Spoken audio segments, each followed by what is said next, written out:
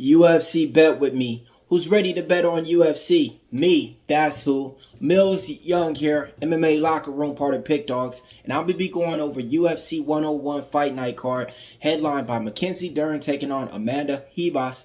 And hey, man, we got a lot of fights to talk about. I'm gonna give you guys my picks, my predictions. At the end of the fight card, I'm gonna give you guys my parlay. And hey, man, I'm gonna let you guys know what dog I think is barking, man, because that's what we do over here at Pick Dawgz, man. We letting the dogs out, all right? Hopefully, you guys had a good year last year. We kicking off 2025 with fights, man, because this is what we do over here. We give you guys our predictions. We don't get everything perfect, but hey, we try to, and that's exactly what I'm aiming to do on this card and every single card. And if you guys want more content like this, all you got to do is hit the like and subscribe over here at Pick Dawgz, so you know every single time when we go live. All right, folks, let's go ahead and get it started, man. The first fight of the night, we got Joe Solecki stepping up on short notice, taking on Aliev. All right, Aliev, he was supposed to be taking on a different opponent. It was supposed to be Yarnell Oshmos, and he pulled out. That fight was going to be a banger. Let's talk about the odds. Aliev opened up a -400. That's where he's laying at right now. Now, let's talk about Joe Solecki. Big plus money underdogs if you guys are looking to bet on underdog for the first fight of the year. Let's talk about what he's good at. He's good at grappling. He's good at submitting people. But this is the thing. In the UFC, to me, he's really just not that good. 13-5 is his record, right? But he's one of those guys to where he usually goes to the decision if he's not able to get you down and submit you. The other opponent, Aliev, he made his UFC debut on the Dana White Contender Series a couple of seasons ago, and we've been waiting for him to come back. He's the one prospect from Tajikistan, and he's 9-0, and he's been as advertised. Made his UFC debut against Rafael Alves, and he got the win. We had a play on him, and then 2023 was his last time fighting. Took some time off. I guess he was doing some surgeries on his leg or something like that. Now he's recovered. Now he's back. I like Aliev in the spot, but I do think his wrestling threat is going to put him in vulnerable spots to where Joe Solecki, he can submit a lot of opponents. But Aliev was put in a tough position once against Rafael Alves and got out that fight. I like Aliev to get it done in this one, but I will tell you guys though, man, the way that Aliev fights, dominant grappler, used to be trained by Khabib Nurmagomedov's dad. I don't want to see him leaving that neck there. If he leaves that neck there, Joe Solecki could easily get that submission in that first or early round. Joe Solecki taking this fight on short notice, though. I like Aliev in this spot. Second fight on the spot. We got Kline, 6-1, taking on Victoria Dudakova. Let's talk about the odds. Victoria Dudakova is the underdog in this one. Kline, big favorite. Opened up like a -600. She got all the way bet up to a -900. And that's where she's sitting around. -850 out there on some books out there. It's crazy, right? Because she only has one fight in the UFC, and that was a loss against Jasmine Jodovicis. But she took that fight on short notice, and it was up in a different weight class, right? I like Kline, man. She used to fight for the CFFC promotion, former champion in there. She used to fight for Invicta, too. Been following her for a while now, Trains with Aaron Blanchfield, dominant grappler. Striking's getting better as well. Victoria Dudakova is not a bad fighter. I want to say she's 2-1 in the UFC or 3-1. Only came in a loss in the last fight out against Sam Hughes, I want to say. I think this line is off, right? But I do like Kline to get this one done. I think this is one to where she can get that wrestling and just kind of hold Victoria down and, even maybe get a ground and pound finish in the late third round. Give me Kline to win in this one. Third fight taking place, man. We got a good one, man. Bruno Lopez, 13-1, taking on Magomed Gadzhiyasulov. All right, 9-0. Magomed opened up a -185. He's all the way bet up to like a -225 now out there on the books. Let's talk about the odds on Bruno Lopez. You could get him at some nice little plus money out there. Now let's talk about where these guys been. Bruno Lopez came from the LFA promotion, right? And when you're 5-0, 8-0, and all those 8-0, 9-0 records in LFA, you get eyes on you. So we've been watching them, light heavyweight out there, heavy-handed, But this is the thing. When he got his short notice call up to the Dana White Contender Series, or not even a short notice call, when he got called onto the Dana White Contender Series, he took that loss against Claudio Ribeiro in a fight that he was a big favorite, -700. I thought I had him to win inside the distance. Nope, didn't happen. Ribeiro knocked him out. Then he went back on the local scene against some local fighters in the LFA, and he still didn't look good on that fight. He got the win, but he didn't look good. Then he came back into the UFC Dana White Contender Series. Now he's here. Magomed, he made his UFC debut on the Dana White Contender Series a couple of seasons ago. He won by unanimous decision in that one. Then I want to say he made his UFC debut and got the win over Claudio Ribeiro. I like Magomed in this fight, but I do think this is going to be a fight to where it could go back and forth. I like that line way better at a -185. The upside on Bruno Lopez is he was supposed to kind of be in the UFC already, you know? So this is like one of those guys, but offensively, he's going to be out there pushing the pace. Defensively, he does leave some things to be desired. The more technical fighter is going to be Magomed. The guy that I think that can mix in the takedowns and win on multiple paths is going to be Magomed. So the pick, I got to go with Magomed in this one. But I will tell you guys, man, it's a couple of fights on here to where I think you guys got some good underdogs. And if you guys like betting on, you know, pure violence and dogs sometimes, you know, you definitely got some fighters to look at. But in this one, I think Magomed gets it done. I want to say even probably by decision. Next fight taking place. We got Ernesto Kareckaite taking on Nicole Caliari. All right, man, let's talk about it. The opening odds got Ernesto like a -240, -260, 2-1 favorite out there on the books. And then Nicole Caliari, you could get out a nice little plus money price tag. Now, let's talk about them. Both of them came from the Dana White Contender Series.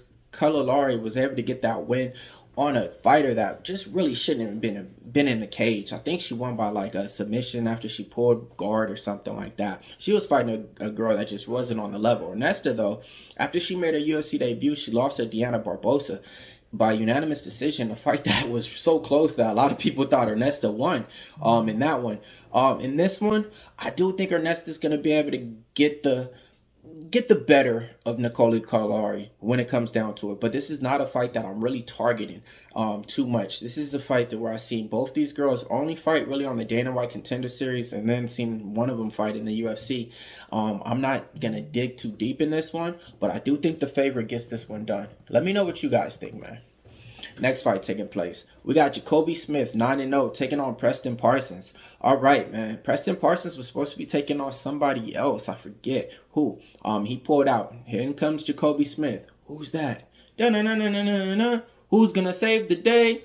Batman, that man, Jacoby Smith, that is. Coming from the Dana White Contender Series, man. One of the more talented prospects out there. Collegiate wrestler out there. Explosive with his hands. 9 wins, but 7 of them I want to say is by KO. In this fight right here, he got called up to save the day. And what do you think he's going to do? I think he's going to save the day.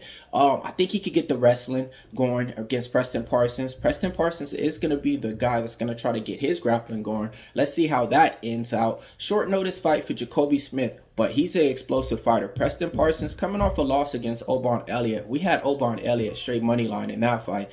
But I do like the pace that Preston Parsons pushes out there for fighters. It's going to be back and forth, you know. The only thing that might give me, notice to throw would be that Jacoby Smith is taking this fight on short notice, though. That's the only thing I don't like in this one. All right, let's go. Next fight taking place. We got Thiago Moises, 18-8. He's going to be taking on Trey Ogden in this one. So Thiago Moises in this one, he's opening up the favorite. But if you ask me, I don't think the price is right on this one, man. I think Trey Ogden, he's putting on a good win streak right now. 3-fight win streak, and he's been showing that, hey, he can put together a game plan to win against his opponents in here. Thiago Moises, I do got to give him credit. He did take some more time out of American Top Team now, and he's went to, where was it? He went to Fighting Nerds, you know? So I like that. When fighters are already good and at a good gym, and then you kind of go to another gym and add in and mix in. So I hear he's training at both those gyms now. Man, he should be a little bit more tuned up or different coming out to this fight. You know, I do like that, right? Shout out to Joey DFS for that one. But I like Trey Ogden in this one, man. I've been making money with him 3 straight times back to back to back to back. I think he's going to have a game plan to just isolate what Thiago Moises is good at. So with that being said, I think Trey Ogden could pop the jab, and win by decision in this one. Give me the dog, man. The dog is out the cage, man. Trey Ogden, part of what? Marathon MMA? Man, let's go, man. Let's run it up, man. And he be walking out to I know he be listening to Nipsey Hussle, so let's go, man. Marathon MMA. I see you out there, Trey Ogden. I know what you out there doing. All right, man. Next fight taking place. We got a good one, man. Marco Tulio taking on Ihor Potieria. Marco Tulio, minus 500 on the books, coming from the Dana White Contender Series, Brazilian fighter, shoot box fighter, coming from Charles Oliveira camp, right? He's good all the way around, man. But sometimes he takes his time to win. He doesn't go out there and put it all together in the first round. Ihor Potieria, he's one of those guys that, man, it seems like he just gets fed to the fighters that's, they want the other fighter to win. And in this one, I can see the same thing happening, man. Moving up and down a couple of weight classes I want to see he's already fought at. He's not a guy that offensively is going to pump fear into any of these young guys' hearts. Maybe if it's an old guy who's winded with cardio issues, defensively sound, he's there to be hit. He's there to be finished. I like Marco Tulio to get this one done in this one, man. I think he wins inside. Next fight taking place, man. We got Jose Johnson taking on Felipe Burns. All right, Jose Johnson opened up what? He's like a minus 180 favorite out here. Felipe Burns minus plus money on the comeback for him. All right. Now let's talk about where these guys are good at, man. Jose Johnson is good because he has that tall, slender frame for the division. Pulls guard and, hey, man, long limbs. He can submit you. Felipe Burns, he got power in his punches, and he's actually one of those taller guys too in the division. But in this one, I seen a couple of fights when he used to fight in LFA. I'm still waiting for him to come over to the UFC and fight like he did in that day. I seen enough of Jose Johnson in the UFC to kind of get a decent read on him. He does look better at this lower weight class, I want to say, at 125. But I like Felipe Burns in this one, man. I think he's just going to be the overall better fighter as the fight goes. I think he can get it done. So let's go ahead and go with Felipe Burns.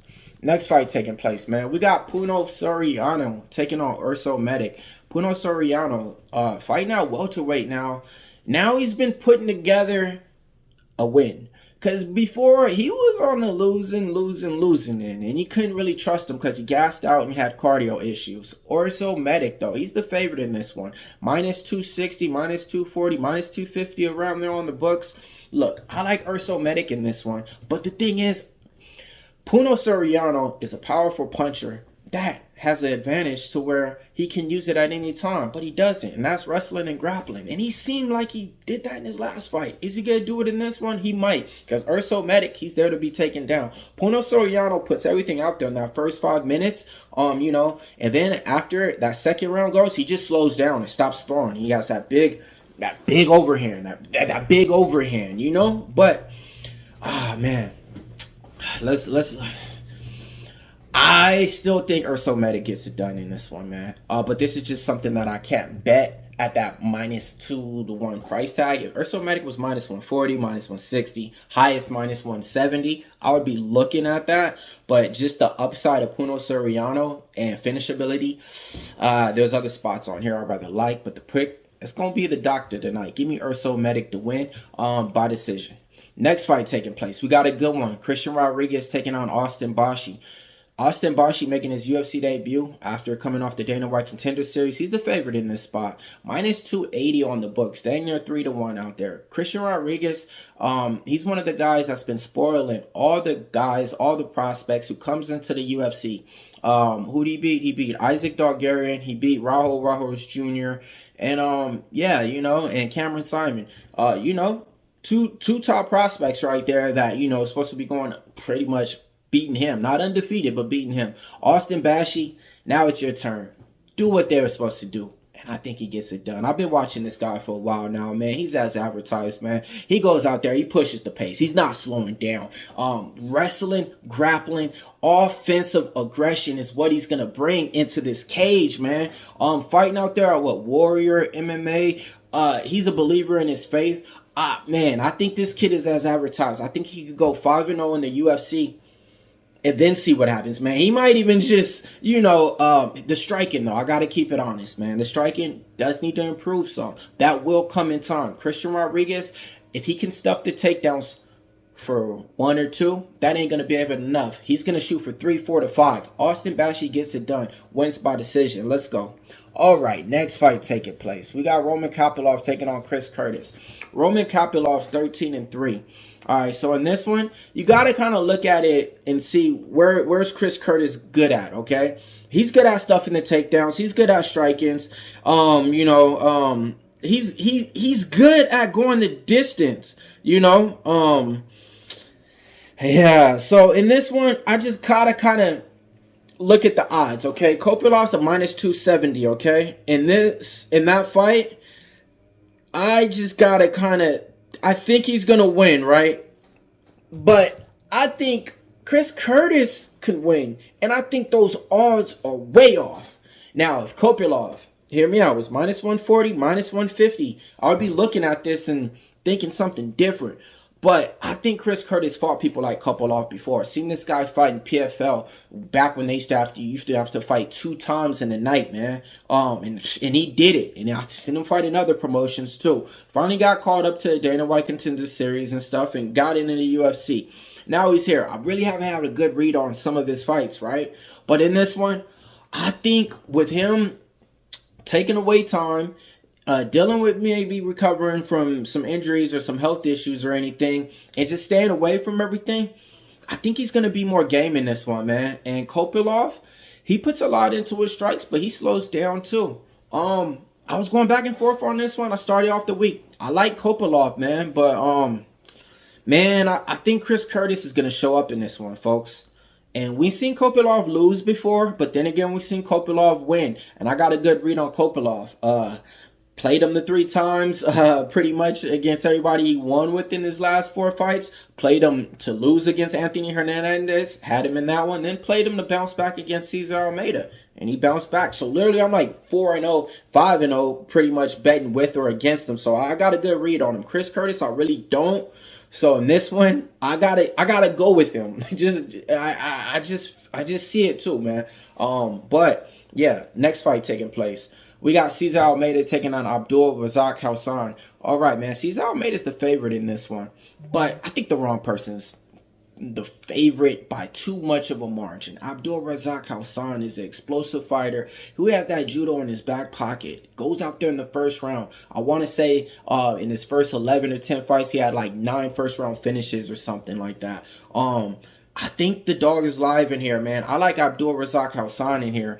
He has murder on his mind. He has that get back in his mind. Because last time he was in the cage, they took that away from him. Cody Brunage faked getting hurt and took the finish away from him. So in this one, man, he wants to go out there and just put his hands on somebody, man. And Cesar Almeida, he's a good, talented kickboxer. But he doesn't have solid defense like that. He doesn't have solid takedown defense either. Give me Abdul Razak Hassan to win. I like the dog in this one too. Next fight, Santiago Ponzinibbio taking on Carlston Harris. All right, man. This fight was kind of like a pick 'em all week, right? Then a little bit of money came in on Ponzinibbio. Now he's the favorite. I seen Ponzinibbio fight live against Alex Moreno. Let me explain how that fight went. I watched the first round. All right. By the second round, I think it started, me and my wife was like, hey, you just want to walk around the arena? That was the fight we chose to walk around the arena type shit. Walked around the arena. I think got back to our seats or something. And then with a minute to go in the last third round, Ponzinibbio was losing. Then he knocked out Moreno. And I was like, what the? Or something crazy like that. Or Moreno knocked him out. I don't even remember, man. But yeah. Ponzinibbio 1-4 in his last 5 fights. Carlston Harrison is 3-2 in his last couple of fights. I think it's a pick-em price. I think the price is right on either fighter, man. But I like the dog in this one, man.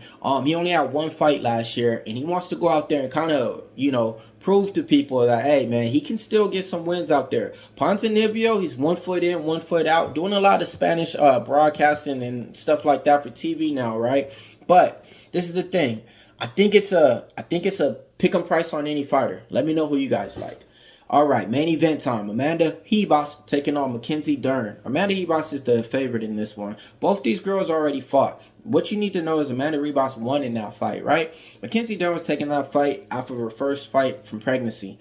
In this one, the way that these girls gravitated and learned more from when they fought the first time in 2019, I got the advantage to Mackenzie Dern. Just because she's improving on her striking, she's improving on her cardio issues, okay? But Amanda Ribas, you gotta look at it and say, where does she really improve at? Like, whenever she gets that fight, that step up in competition, she kind of loses to. This is not a step up in competition, hear me out. But this is, I just don't think that Amanda Ribas is going to be able to keep it up for 5 rounds without taking those explosive, powerful counter hits from Mackenzie Dern and stuffing all those takedowns. If Mackenzie Dern gets on top of you, that's all it takes sometimes.